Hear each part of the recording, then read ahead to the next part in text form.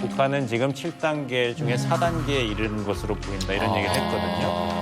식량난이 극심해지면서 결국에는 민중 봉기가 일어나가지고 정권이 무너지고 군벌들이 일어나고 그래서 혼란 속에서 북한 체제가 붕괴다 이런 시나리오였거든요. 20년 전에 미국 CIA에서는 아주 은밀하고 계획적인 게임을 계획합니다. 그런데 그 게임의 최종 목표는 바로 북한의 종말. 오징어 게임보다 섬뜩한 코리아 엔드 게임. 여기 탑시크릿이라고 써 있는 이 문건에는 북한 붕괴 시나리오가 들어있어요. 열어볼게요. 근데 그냥 코리아 안 듣기만 하니까 무섭다. 와, 진짜. 많아요.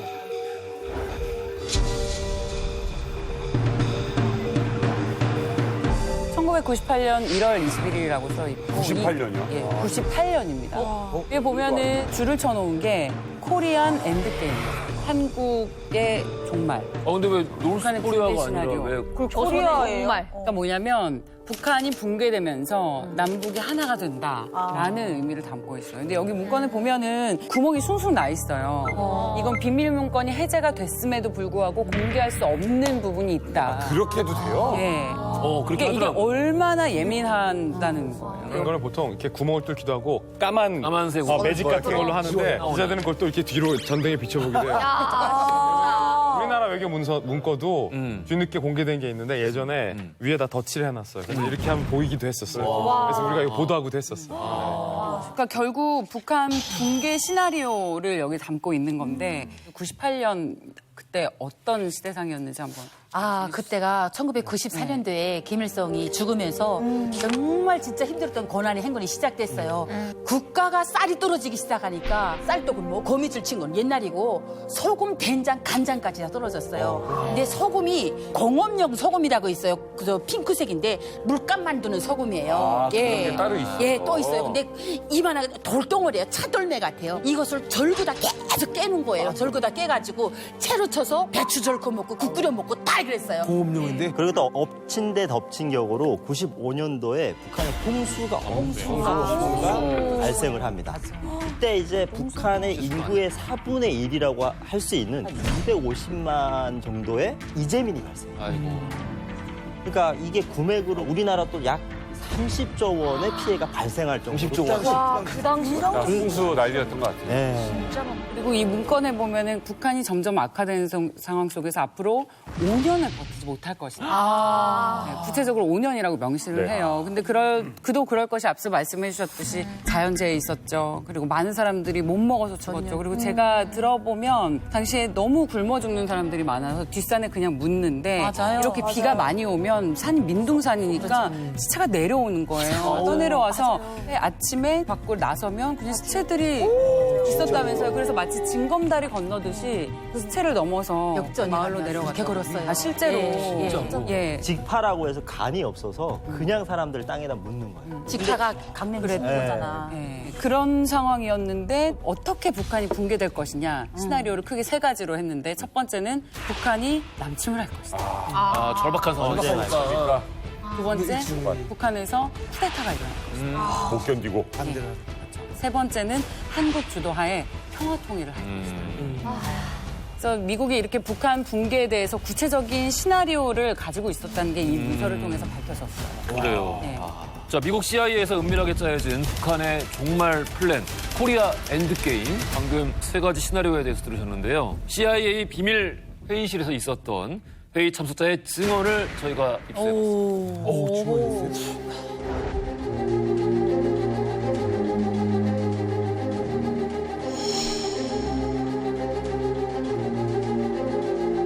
The first event that we did was specifically oriented towards the question of would North Korea collapse internally?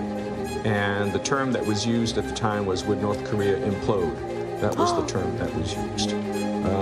And I think one of the conclusions, though, that we came from that was over the long term, it seemed difficult to suggest that North Korea would remain a viable state.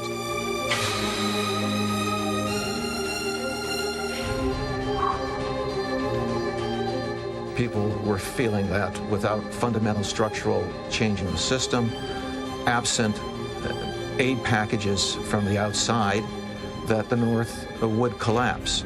Part of the Clinton administration's logic in arguing support and funding for the agreed framework was that you wouldn't have to worry about this because the regime would collapse before you had to actually pay the money. 그러니까 아예 확정 짓고 있었네, 무너질 거는. 붕괴한다는 걸. 사실 이게 일종의 북한 붕괴론이에요. 그런데 미국 CIA뿐만 아니라 미국의 정가, 그다음에 국제적인 북한 전문가들도 터닝 포인트 때마다 북한 붕괴론을 예측해 왔습니다. 예컨대 방금 고난행군 때, 그리고 제가 기억하는 것만 해도 김정일 사망 때 북한 붕괴론이 세게 한번 돌았고요. 그리고 심지어 장성택 처형 때도 북한 붕괴론이 세게 돌았어요. 왜냐하면 장성택을 처형하는 김정은의 리더십이 굉장히 불안하다라고 봐서 북한 곧 붕괴될 거다라고 내다보는 전문가들도 많았었고, 지금 제가 말했던 이 터닝 포인트 중에서 가장 북한의 붕괴 가능성이 컸었는데 CIA가 아마도 북한의 바퀴벌레 같은 생존력을 간과했던 것 같아요. 약간 얕잡아 봤다. 어떻게든 살아남는. 그러니까 인민은 죽어. 하지만 체제는 안 죽어. 체제가 무너지지 않은 이 지긋지긋한 이 생존력. 그래서 요즘은 북한 붕괴론이 해가 갈수록 많이 사그라들어요. 맞아요. 그리고 말씀하신 거에도 힘이 실리는 게 북한 사회주의 경제학자들이 많이 쓰는 얘기가 북한은 머들링 스루를 할 거다. 근근히 버틸 것이다. 지금 근근히 어떻게 해서든. 그리고 또 통일 비용도 우리가 비용을 너무 많이 떠나야 되기 때문에 사실 한국은 통일을 원하지 않을 것이다. 지금처럼 두 개의 체제로 가길 원할 것이다. 라는 내용을 이 문서에 문서 안에서. 다음은 그러면 우리 봉봉칠 요원에게 들어보겠습니다.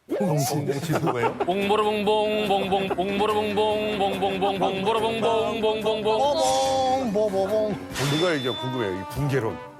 실제로 고난의 행군 시기 때 미국에서는 이제 북한이 이제 내부 폭파할 것이다, 붕괴할 것이다 이런 이론이 대세였어요. 굉장히 어려운 시기였으니까요. 저도 한미연합사에서 한국군 사병으로 일하고 있었는데요. 그때 그 안에서 군무원이 북한 붕괴의 7단계 시나리오를 내부 문서로 썼어요.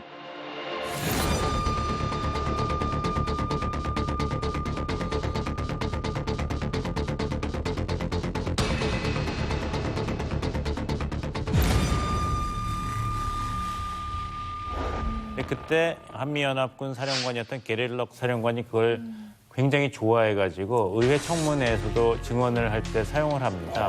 북한은 지금 7단계 중에 4단계에 이르는 것으로 보인다 이런 얘기를 했거든요. 식량난이 극심해지면서 결국에는 민중 봉기가 일어나가지고 정권이 무너지고 군벌들이 일어나고 그래서 혼란 속에서 북한 체제가 붕괴다 이런 시나리오였거든요. 근데 그런 일이 일어나지는 않았죠. 그런데 왜 틀렸냐? 미국 CIA가 정보 수집을 하지만 CIA가 항상 정확한 건 아닙니다. 그럼요. 근데 이제 CIA가 왜 북한의 붕괴론을 과대평가했느냐면 그 전에 실수를 만회하려는 압박감이 있었던 거예요. 뭘 실수했냐? 그럼 그 전에 소련과 동구 사회권이 그렇게 갑작스럽게 무너질 줄을 모르는 거예요. 냉전이 훨씬 더 오래 갈 줄 안 거예요. 그다음에 어떻게 해요? 북한이 위기를 맞으니까 이 시나리오도 동구 유럽 국가 붕괴를 토대로 해서 작성한 거거든요. 그러니까 북한은 동구 사회권 국가처럼 내부 폭발할 거다라는 쪽으로 이제 결론을 이어나간 거죠. 그러니까 결과적으로는 미국 정보당국이 북한 정권의 생존력, 체제 유지 능력을 과소평가했던 거죠. 야, 이거 CIA가 다 맞지는 않는구나. 제가 보기엔 맞는 게 별로 없는 것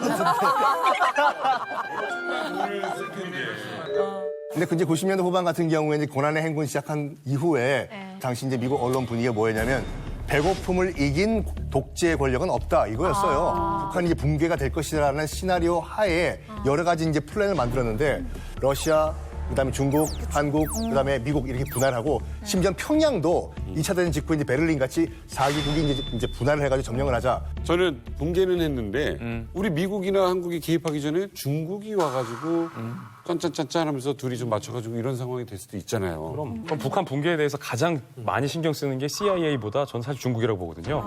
왜냐하면 중국은 이런 식의 컨텐츠 플랜을 매해 작성을 하고 매해 수정을 합니다. 실제로 앞서서 말했던 이제 북한 붕괴론이 나왔던 터닝 포인트 때마다 미국이 깜짝 놀란 게 아니라 옆에서 중국이 소리 내지 못하고 소리를 지른 거예요.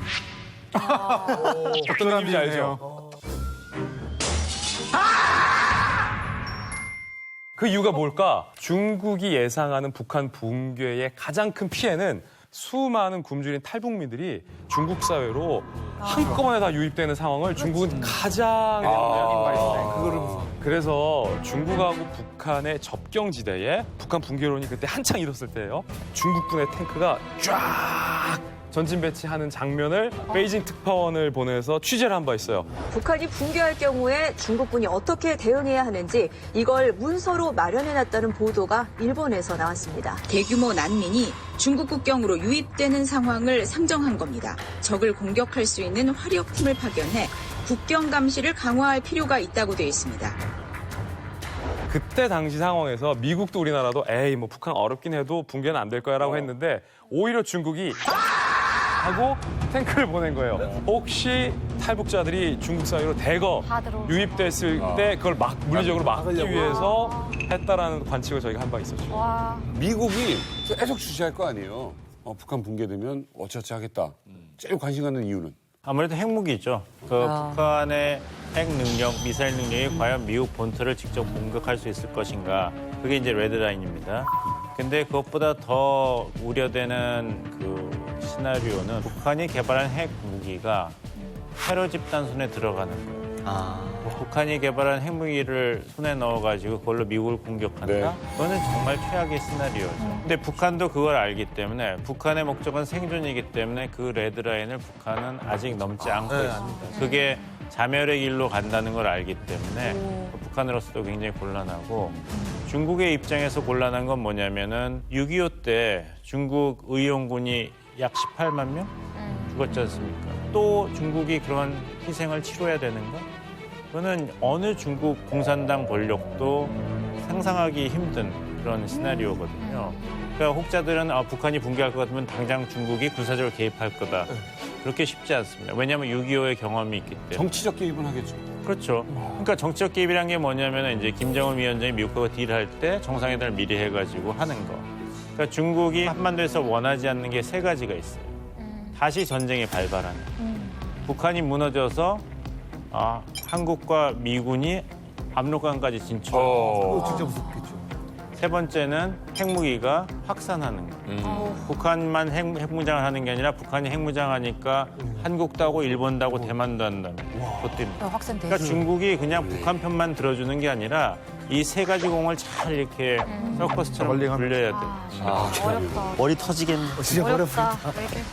98년 기준에서 미국은 북한의 엔드게임을 예상했지만 결국 지금 시점에 돌아보면은 미국은 북한과의 인피니티 워를 계속하고 있는 것 같습니다. 자, 다음 파일은 은미 씨가 준비했습니다. 네, 여기 탑 시크릿 문서가 있습니다.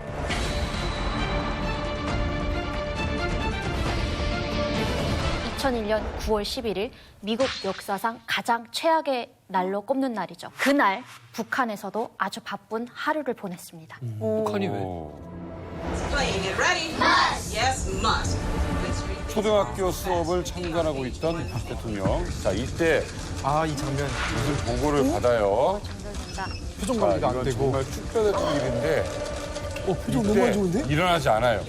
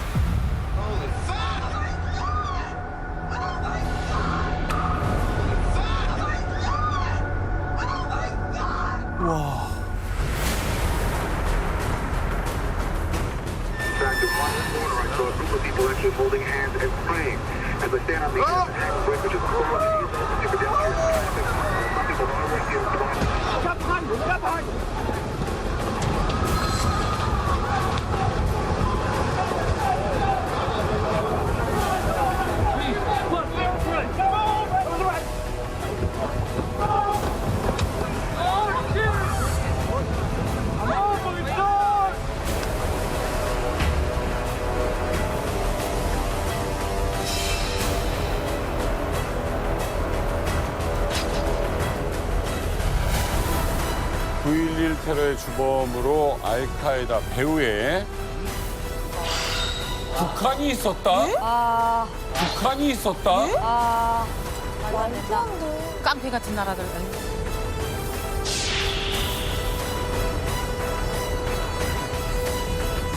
미국이 공개한 그들의 무시무시한 연결고리는 무엇일까? 아, 무섭다, 진짜. 자, 보시면 여기 하이라이트가 있거든요. 네. 오사마 빈 라덴's 라이덴. financial advisor flew to North Korea, departing from an Iran. 이 문서의 내용인즉은 오사마 빈 라덴이 어디로 갔는데 그것이 바로 북한입니다. 그래서 재정자문위원이 북한에 머무르면서 원격 조종 로켓을 구매하고 그 이후에 아프가니스탄 헬만드 강 유역에서 미군의 대형 헬리콥터 한 대가 미사일 공격으로 격추가 됐는데요. 아프간 서부 지역에서는 미군 헬기의 추락 사고로 미군 병사 7명 등 10명이 숨지고 26명이 다치는 등 하루 동안 14명의 미군과 미 정보 요원이 목숨을 잃었습니다. 그것이 바로 오사마 빈 라덴의 재정 자문위원이 북한에서 구입한 미사일로 추정된 것입니다. 2001년 9월 28일이죠. 그러니까 9.11 테러가 일어나고 얼마 뒤에 탈레반의 어떠한 사람이 증언을 해요. 그 오사마 빈 라덴의 그 알카에다 훈련 기지를 자기가 잠깐 본 적이 있는데 거기 북한 사람이 와 있더라. 근데 거기 북한 교관이 와가지고 그래요. 많이 훈련하는 그런 모습을 내가 봤다. 여러분들이 북한이 테러 지원국 리스트에 오른 게 언제라고 생각하세요? 87년도에 김현희가 잠깐, 그래, 맞아. 김현희 때. 김현희가 탈기 맞아. 폭파한 다음에 88년도에 테러 지원국에 올라갔어요. 거의 맞아. 30년이 넘었어요. 물론 그 이후에 해제가 됐다가 또 제 리스트에 올라갔다 이렇게 반복이 됐었는데 북한도 약간 내성이 생긴 거예요. 그냥 올려라. 너 뭐. 올라봤자 별일 없더라. 별일 없다. 그런데 이 상황을 어쨌든 북한이 극복을 해야 되지 않습니까? 그래서 어떻게든지 약간 이 비대칭 전력을 만들기 위해서 노력은 하는 건 맞아요. 뭐 시리아에 스커트 미사일을 팔든지 어떻게 해서 그 돈 가지고 뭘 했냐면 2017년도에 화성 14호 ICBM으로 추정되는 것이 북한이 만들었다고 공언을 했어요. 그게 이제 게임 체인저가 돼버린 거죠. 지금 상황이. 그러니까 북한은 지금 뭐냐면 어떻게든지 이 상황을 뚫을 수 있는 비대칭 이게 무기를 만들기 위해서 정말 노력을 해왔다. 이거죠. 북한이 테러 지원국으로 지정되는 것에 내성이 생겨서 이제 아무렇지도 않다라고 말씀하셨지만 사실 오사마 빈 라덴과 연결되는 것만큼은 거부했어요. 그래야지. 왜냐하면 이 9.11 사건이 미국에게 준 충격이 어마어마하다는 북한도 알고 있고 공격하죠. 정말 쫄았었거든요, 북한도. 바로 성명을 냈어요. 이건 우리가 한 거 아니다. 근데 그때 좀 약간 놀랐어요. 저 그때 군대에 있을 때인데 정말 발빠르게 야 이거는 진짜 성명을 냈어. 북한도 이번 테러 행위를 비난하고 나섰습니다. 북한 외무성 대변인은 조선중앙통신과의 회견에서 국제사회에 커다란 경악을 자아내고 있는 이번 테러 사건은 테러리즘의 심각성을 다시 한번 상기시켜주고 있다고 말했습니다. 우리는 어떤 테러도 반대한다. 애도를 표한다라고 얘기하면서까지 맞아요. 우리가 한 짓은 아니라고 막 두 손을 들어서 이렇게. 근데 너무 놀랐어요. 약간 겁먹으면 진짜 아니라고 해. 진짜 아니라. 거리두기. 적극적인 거리두기. 피에로나 반이스라엘 무장단체 또 시리아 비롯해가지고 북한이랑 우호적인 관계에 있는 국가들이 이제 있잖아요. 이런 단체들에다가 북한이 무기를 넘겨준다거나 뭐 위탁 방식이나 혹은 뭐 다른 종류의 거래를 통해 가지고 우리나라에 테러를 가할 가능성도 있을까요? 그렇죠. 이미 9.11 테러 이전이에요. 1995년에 알카에다가 한국에 이제 김포공항하고 그다음에 일본 공항에서 출발하는 항공기 14대 비행기 14대를 납치해가지고 공중에서 태평양 상공에서 폭파시킬 계획이었거든요. 그래가지고 조직원들을 갖다가 한국에 이제 위장 취업을 시켜서 이제 동태를 살피게 하려고 계획을 세워둔 중이었습니다. 그랬는데 알카에다 조직원들에게 필리핀 아파트가 있는데 거기가 사고로 폭발을 해버려요. 그래서 이 계획 자체가 이제 무산이 돼버린 거죠. 만약에 그때 그게 성공을 했다면 9.16의 전조를 우리나라에서 먼저 볼 뻔했던 거죠. 이게 알카에다가 왔대. 내가 들은 정보는 뭐냐면 와서 역삼동에 있는 어떤 빌딩을 미국의 상징 같은 빌딩을 폭발을 하자. 바로 가는데 퇴근 시간에 차가 너무 밀리는데 앞에 트럭에 가스통이 30개가 들어있어. 그걸 보고 여기는 안 되겠다. 내가 들은 건 달라. 진짜요? 내가 들은 거는 내가 들은 건 이 요원들이 우리나라에 왔어. 우리나라 들어와서 위장 취업을 했어. 근데 퇴근을 안 시켜. 퇴근을 안 시키고 계속 일을 시키고 월급을 안 주고 이러니까 그 사람들이 그냥 나가면 300개를 만드는 거야. 이게 사실이에요. 아니 이거 영탐을 시간을 안 주니까. 그러니까 테러가 안 돼. 될 일이 아니야. 그래요. 알카에다 포기하세요. 네. 세 번째 문건 한번 가보겠습니다. 지금부터 공개할 파일은 김일성, 김정일에 이어서 지금 현재 북한의 최고 지도자 김정은에 관한 기밀 분석. 아 드디어 김정은이에요. 아니 10년도 안 됐는데 공개가 돼요? 전 세계에서 유일하게 3대 세습을 이어나가고 있는 이 김정은에 대해서 스파이들은 어떤 첩보를 얻었을까요?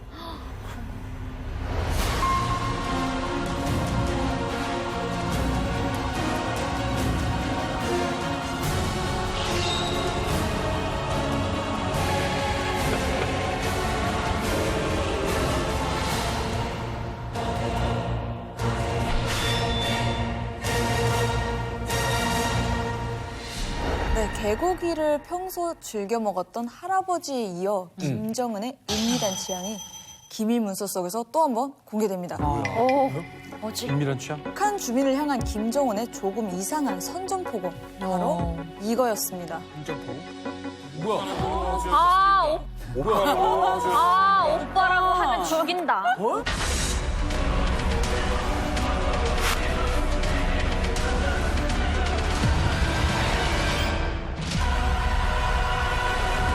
오빠한테 오빠라고 하시고 뭐라고 그래? 오빠!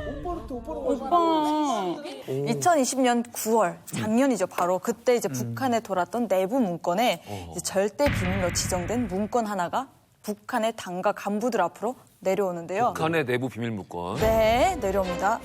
경애하는 최고領導자 김정은 동지께서 2020년 당중앙위원회 책임 일꾼들에게 하신 말씀. 혈육 관계가 아닌 남녀 사이에서 오빠 동생이라고 부르는 현상이 나타난다. 이것은 이제 우리 사회의 변태적인 계례 말투와 계례풍이 만연하고 있는 것이다. 오빠라고 하는 건 변태적이다. 계례말 찌꺼기를 쓰면 맹하 단계 그리고 태아 단계에서 초창기부터 짓뭉개 버리자. 이제 김정은이 간부들에게 공표합니다. 뭐라고 불러요? 그러니까 오빠를 동무라고 불러요. 동무. 야라고 그래요? 말도 안 돼. 연애할 때는 동무 동지라 되고 결혼해서는 애 아빠 뭐 애 엄마 이런 식으로 부르지 오빠라고 아니. 그러는 거는 아니 우리 시대 때는 오빠라고 했어요. 왜냐면 틀려. 2000년대 초반부터도 남자친구한테 그렇고. 네네, 남자친구한테 오빠라고. 남자친구하고. 사실 이 오빠라는 애칭이 전 세계 중에서 한국에 우리 대한민국에 더 독특하게 그쵸. 작용을 합니다. 예컨대 동남아 국가에 가서 연상의 남자 연인을 부를 때 오빠라는 호칭 없거든요. 그렇죠. 그냥 이름 부르죠. 미국 문화에서는 당연히 없죠. 뭐 허니나 베이비나 이름을 부르든가 그쵸. 하죠. 서양권에서도 당연히 없죠. 그러니까 우리나라에서 오빠라는 현상이 있어요. 근데 이게 얼마나 중독성이 강하냐면 BTS의 아미 팬들이 전 세계에 많잖아요. BTS의 각기 다른 언어를 쓰는 전 세계의 팬들이 BTS를 향해서 나이가 많든 적든 오빠라고 불러요. OPPA 오빠. 라고 불러요. 그러니까 이 오빠라는 호칭은 대체될 수 있는 다른 표현이 없는 거예요. 사실은 북한에 있는 특히 평양에 있는 2030은 이미 오빠라는 표현이 익숙해져 있는데 오빠라고 어느 날 갑자기 부르지 말라고 해서 이게 대체될 수가 없는 거예요. 문화가 됐으니까. 이미 지금 이거는 사문화됐다라고요. 사문화. 그러니까 지금 북한에 남아있는 저희 세대, 장마당 세대라고 하는 네네네. 90년대 태어난 세대들은 이게 굉장히 황당하고 어떻게 보면 억울해요. 김정은이 이렇게 추진하고 있는 이런 반동 문화 이런 것들이 어디에 근본을 두고 있느냐. 2020년 12월 4일에 반동 문화 사상 배격법이라고 하는 법이 만들어졌는데 지금 북한에서 광풍이 불고 있는 그러니까 뭐 한류를 차단해라, 뭐 자본주의 문화 차단해라라고 하는 것들이 모두 이 법에 근간을 하고 있어요. 이 법의 주요 내용 여러 가지가 있는데 주된 내용 딱 두 개가 하나 남한 드라마를 시청한 사람은 몇 년형일까요? 15년? 아니야. 15년형. 네? 15년형. 네? 15년형. 드라마 하나 15년형? 너가 지나가다가 견눈으로 뭐 이렇게 드라마 봤는데 1초 봤다. 너 15년. 얄짤 없습니다. 그럼 마약이네 완전.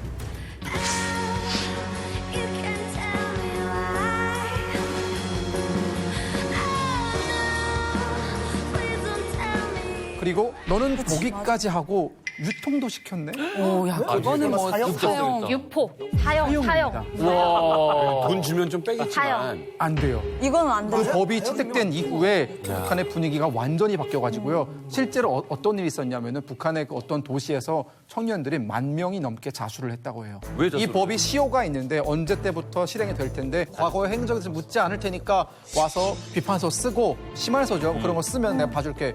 몇 명이 오는지 봤더니 10,000명이 와. 이게 국민일보에 보도가 됐다네. 다 봐줬어요, 이걸? 봐줬죠?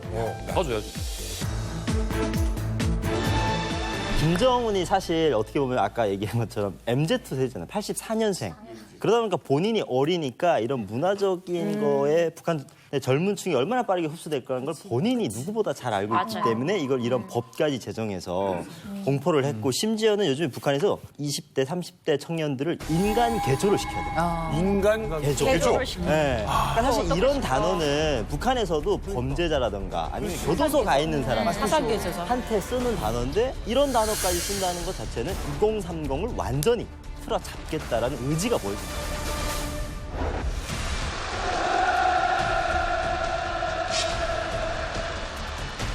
인간 개조 사업을 적극 벌리며 집단 안에 서로 덮고 이끄는 공산주의적 기풍이 차넘치게 하는 것입니다. 당세포들은 우리 사회에서 계급적으로 변질되지 않은 이상 교양 개조하지 못할 사람이 없다는 관점을 가지고 인간 개조 사업에 목적의식적으로 달라붙어야 합니다. 한두 번 교양하다가 포기하는 식으로 하지 말고 10번, 100번 꾸준히 설득하고 원칙적으로 타일러주면서 인간 개조 사업을 착실히 해나가야 합니다.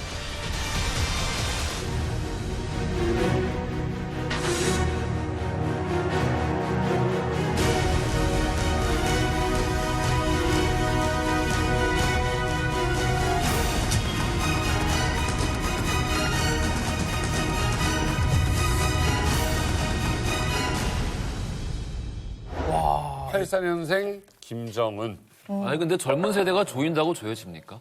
아, 절대 안 되죠. 아, 그 맛을 봤는데. 아니 우리나라도 서슬퍼런 뭐 60, 70년대 또 유신 정권 아래서도 젊은 세대 아무리 그 휘어잡아봤자 잡힙니까? 안 잡혀요. 안 돼요. 맞아요. 근데 왜 김정은도 본인도 그렇게 MZ세대면서 MZ세대를 왜 이렇게 억압하려고 하는 거예요? 이제 아무래도 30대 김정은이 MZ세대를 조금 이제 좀 무서워하는 이유는 기존 기성세대는 이제 엄마 아빠 세대는 당과 수령을 위해서 항상 일을 하고 그 배급으로 살아갔잖아요. 하지만 요즘 이제 장마당 세대가 등장을 하면서 장마당 세대 같은 경우에는 장마당에서 모든 물품을 사고 팔고 하면서 이게 당에 대한 충성심 따위는 없어요. 저희는 그냥 드라마 보고 이게 전부고 저희는 장마당이에요, 오직. 이젠 당 이런 건 필요 없기 때문에 아무래도 MZ세대가 북한에서 큰 역할을 하는 거죠. 미국의 북한을 연구하는 NGO 단체가 먼저 장마당 세대라는 단어를 만들어내고 그리고 장마당 세대라는 다큐를 만들었어요. 그 링크라는 단체가. 그때부터 연구자들이 장마당 세대가 뭐야? 라고 해서 저희 같은 사람들한테 인터뷰 저희가 되게 많이 들어오거든요. 맞아요. 이게 시작된 게 2년, 3년밖에 안 됐어요. 지금 이 연구가 시작된 게. 북한에서 근데 옛날부터 노동당보다는 장마당이다. 장마당이 납니다. 노동당보다 장마당이다. 네. 이러면서 뛰어. 이 재밌는 얘기네. 맞아요. 장마당원이 되는 거야. 노동당원이 아닌 장마당원이 된 거죠. 노동당이 뭘 먹여줘요? 장마당이다 먹여주지. 이 자본주의 맛이잖아. 그러니까 자본주의잖아 말 그대로. 북한의 야당이 장마당이에요. 북한의 야당이 장마당이에요. 아 북한의 야당은 장마당이다. 명언이다 이거. 굉장히 강력한 세력입니다. 그거 무너뜨리는 순간, 야당 무너뜨리는 순간 벌떼같이 일어나거든요. 장마당 무너뜨리면 북한 경제 안 돌아가요. 북한도 적당히 놔둬야지 장마당 통제 제대로 했다가 돌아가는 거지. 네네네. 경제가 거기서 나오니까. 김정은도 그걸 알고 있어가지고 만약 우리가 2030 세대에 대한 인간 개조를 성공하지 못한다면은 그 후과는 당의 존망과도 연관이 있을 거다. 한 번도 그런 북한의 존립의 어떤 위험성에 대해 얘기한 적이 없는데 심지어 그런 워딩을 썼어요. 방탄소년단부터 아이유 뭐 할 거 없이 다 할 거 아니에요. 북한도. 김정은 지금 머리 골 썩고 있는 거야 지금. 그쵸. 오징어 게임. 네. 봤을 거야. 네, 따끈따끈한 소식이 있습니다. 진짜? 오징어 게임이 북한에서도 지금 난리가 납니다. 아 그래요? 진짜요? 네, 그래서 지금 오징어 게임을 보고 김정은이 이게 자본주의의 민낯이다라고 했는데 저는 그걸 생각하면서 김정은이 더 넷플릭스 월 정액을 끊었나 이런 생각이 들더라고요. 아니 북한에서 오징어 게임 가지고 이제 비판을 했는데, 그러니까 저게 바로 이제 한국 사회의 맞아요, 민낯이다. 민낯이다. 했는데 사실 상식적인 사람들은 그걸 봤을 때 전 인민을 상대로 오징어 게임 벌이고 있는 게 김정은인데. 북한이죠, 맞아요. 본론으로 들어가면 이 오징어 게임이 들어갈 만큼 정말 북한의 MZ세대가 빨리빨리 한국 콘텐츠를 소비를 한다는 거잖아요. 그래서 인민군 병사들이 BTS의 피땀 눈물 춤을 췄다가 체포를 당했다. 그리고 우와, 처형을 청살이야. 당했다. 처형까지 당했다고요?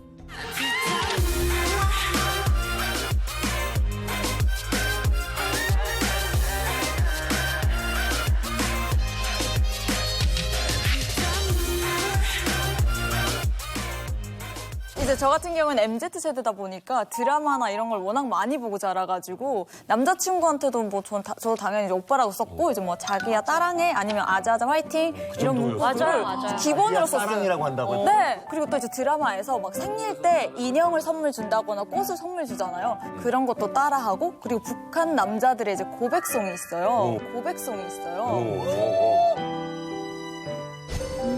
미부시게 빛나는 아침 너를 떠올리며 눈 뜨는 하루 북한 남자들의 이제 고백송이 있어요. 이승철의 그런 사람 또 없습니다. 그리고 유리상자의 사랑해도 될까요? 이거 대박이었어요. 열리네. 맞아요. 피아노 치면서 불러줘요. 피아노를 치면서.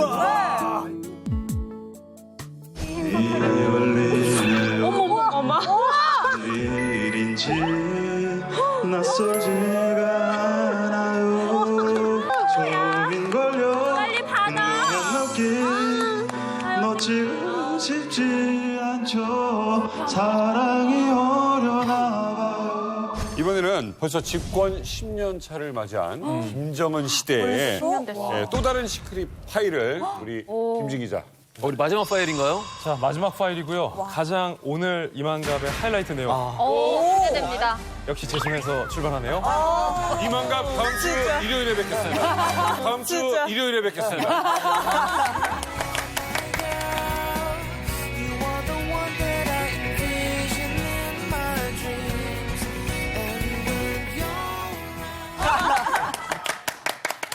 알았어. 마지막 부분은 통일된 보세요. 아 진짜 김지기 작가는 뭔가 있는데. 자, 여러분도 오래 기다리셨습니다. 하이라이트는 뭘까? 마지막에 등장하는 법이고 가장 최신 이야기입니다. 지금으로부터 불과 3년 전 트럼프 대통령과 김정은이 만납니다. 자, 그런데 그때 당시 두 정상 아주 다정한 투샷이 공개되면서 세계를 발칵 뒤집었죠.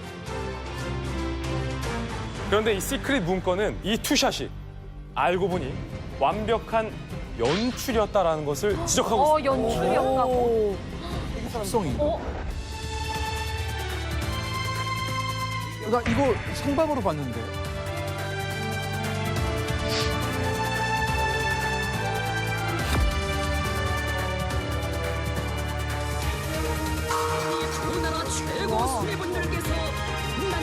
누가 장난이야.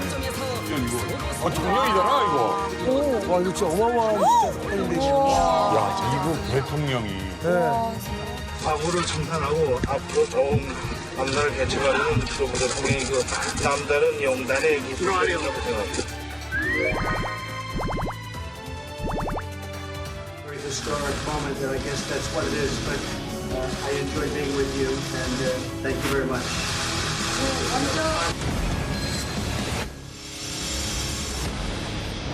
2018년 싱가포르에서 두 정상이 화기애애하게 만나던 장면을 전 세계가 열광했죠.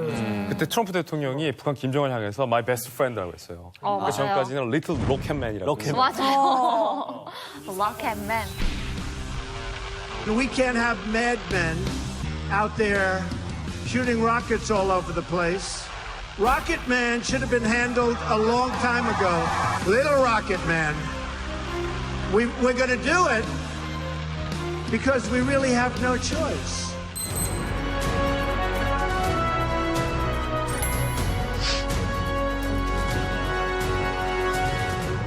이 문건은 바로 그 싱가포르 회담 첫 만남이 있기 전에 비하인드 스토리를 담고 있습니다. 첫 만남 전에. 첫 만남 전에?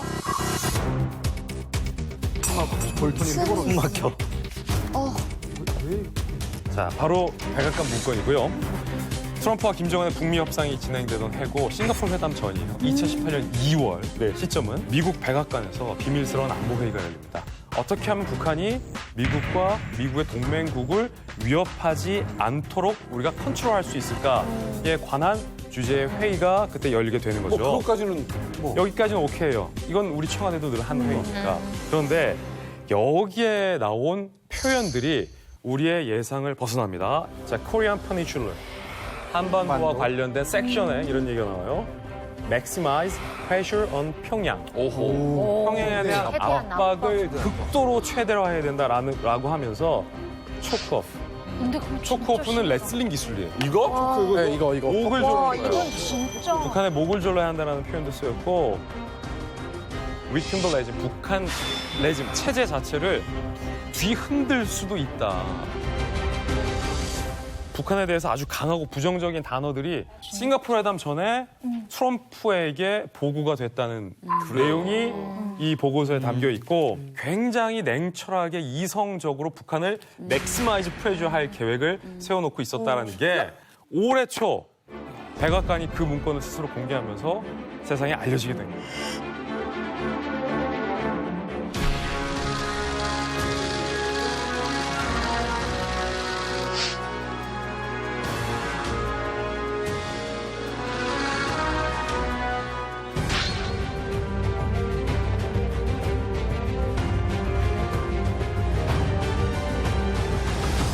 김정은이 오판을 한 게 싱가포르에서 너무 성공을 했어요. 북한이 원하는 대로 짧게 끝나고 원하는 순서대로 됐고. 그렇죠. 비핵화는 뒤로 미뤘죠.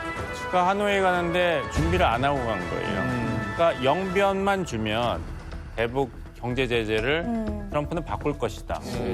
하지만 트럼프 대통령 그 반대로 우리 큰 틀에서 모든 걸 테이블에 올려놓고 단판을 짓자. 당신이 원하는 게 뭐냐? 완전한 비핵화 대가로 뭘 원하냐니까 김정은이 대답을 못한 거. 그때 트럼프 대통령 딱 생각한 게 비핵화 의지가 없구나. 최종 단계에서는 대답할 준비를 안 하고 왔습니다. 딜을 그 두 번째 카드도 준비를 안 한 거네. 그렇죠. 계속 물어봤는데 안 하니까 내가 협상력이 있으니까 여기서 딜을 안 해도 되니까 깨끗하게 걸어나가는 것이 귀국해서도 나는 정치적으로 더 유리하다. 그러고 나온 거죠. 근데 그때 김정은 위원장이 굉장히 화를 낸 건 맞아요. 네네. 그래서 근데 트럼프 대통령이 노력한 게 뭐냐면 가다가 차를 돌리라 그랬대요. 에어포스 원에 가다가 차를 돌리라고. 김정은 위원장에게 좀 더 적절하게 작별 인사를 해야겠다. 협상과 대화의 여지를 계속 놔두려고 그런 거죠. 그래서 나중에 보도된 큰 사진을 보면 트럼프 대통령 뒤가 보이고 김정은 위원장 앞이 보이는데 활짝 웃고 있는 사진이 있어요. 그래서 김정은 위원장이 트럼프 대통령에 대해서는 계속 희망과 개인적 친분을 계속 유지했다.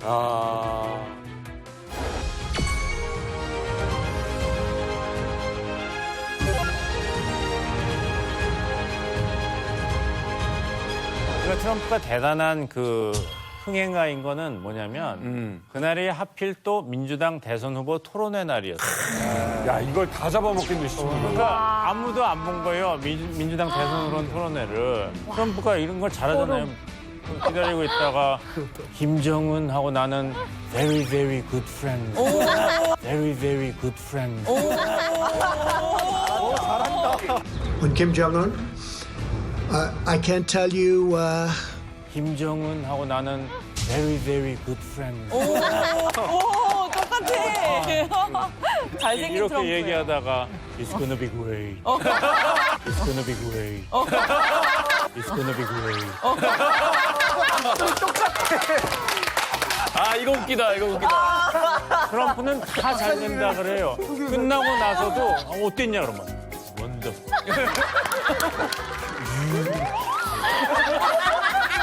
야, 이거 불쌍하지 않지?